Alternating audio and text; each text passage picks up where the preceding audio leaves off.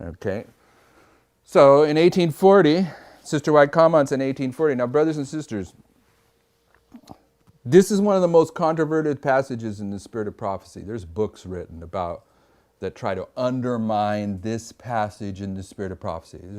There's arguments in Adventism that say Uriah Smith snuck this passage into the Great Controversy, that Sister White didn't actually write it. It's a bunch of foolishness, but if you're not familiar with the attack on these two paragraphs, I'm just letting you know. And if you're really going to wrap your mind around these two paragraphs, this is the beginning of a chapter. You need to go into the conclusion of the preceding chapter and see that she's speaking about the sequence of prophetic fulfillments that have led up to 1840. That's what she's talking about, is the fulfillment of the falling of stars, the dark days. She's listing out prophecies that are fulfilled in the Millerite history leading to 1840. And then she says this, in the year 1840, another remarkable fulfillment of prophecy. Now, the reason that I'm saying that you go to the previous chapters and read this, okay, Seventh-day Adventist Church, the Biblical Research Institute, they rejected the pioneer position of the trumpets. And right here, Ellen White is endorsing the pioneer position of the trumpets. And one of the arguments in this passage that is made is that, well, Sister White's not really saying that 1840 was a fulfillment of a biblical prophecy. She's saying that Josiah Litch had made a prediction and his prediction came true, and it was just simply a human prediction, and that the Lord went ahead and used his prediction to help add some momentum to the Millerite movement. It's a foolish argument, and it doesn't stand the grammatical structure if you step back into the previous chapter and see that she's talking about the fulfillment of biblical prophecies. And then when you come to this, the opening sentence of this chapter, it says, in the year 1840, another remarkable fulfillment of prophecy excited widespread interest. She's talking about biblical prophecy. She's not talking about a human prediction by Josiah Litch.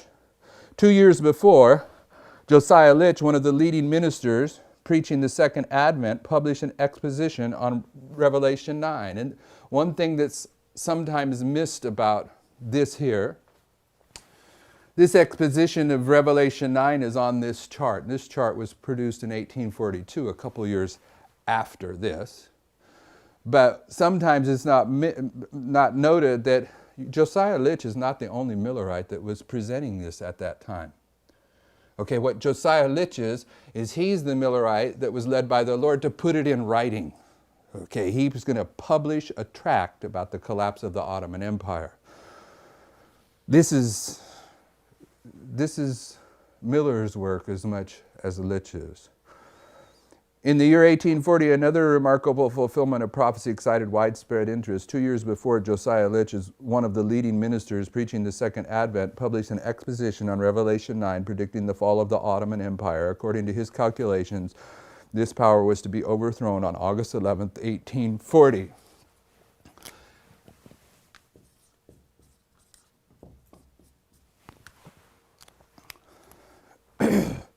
When the Ottoman power in Constantinople may be expected to be broken. And this, I believe will be found to be the case. At the very time specified, Turkey, through her ambassadors, accepted the protection of the allied powers of Europe and thus placed herself under the control of Christian nations. The event exactly fulfilled the prediction. It's not Josiah Litch's prediction. It's the prediction of God's word. When it became known, multitudes were convinced of the correctness of the principles of prophetic interpretation adopted by Miller and his associates, and a wonderful impetus was given to the Advent movement. Men of learning and position united with Miller, both in preaching and in publishing his views, and from 1840 to 1844, the work rapidly extended. Here, now remember, Uriah Smith has told us that the first angel of Revelation 14 arrived in 1798, but it's the same angel as the angel of Revelation 10. And this is the angel of Revelation 10. How do we know that? Well, we know it. We're not going to take time, but I'm going to tell you how we know it. Because in Revelation 10, John is told to go take the little book out of the angel's hands and eat it and it will become sweet in thy mouth. The Millerite message becomes sweet on August 11th, 1840, because they've been for 2 years predicting the collapse of the Ottoman Empire based upon the year-day principle of Bible prophecy. And everyone thought they were a bunch of idiots for doing so. But when it came to pass, how does she say it? The event exactly fulfilled the prediction. The message that they had been proclaiming became sweet in their mouth. It was on August 11th, 1840, that the message becomes sweet in his mouth. And therefore, John is told to go take the little book out of the angel's hand that has descended. The angel descends on August 11th, 1840.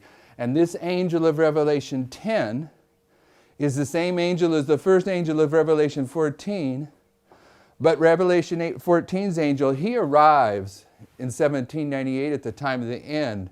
But his message is empowered. And that's what she says here. When it became known, multitudes were convinced of the correctness of the principles of prophetic interpretation adopted by Miller and his associates. And of course, we reject since the 1930s, beginning in 1919, but the work was finally really pushed through in the 1930s. We reject the rules of prophetic interpretation adopted by Miller and his associates in Adventism today. Those rules being the proof text method of Bible study. Okay,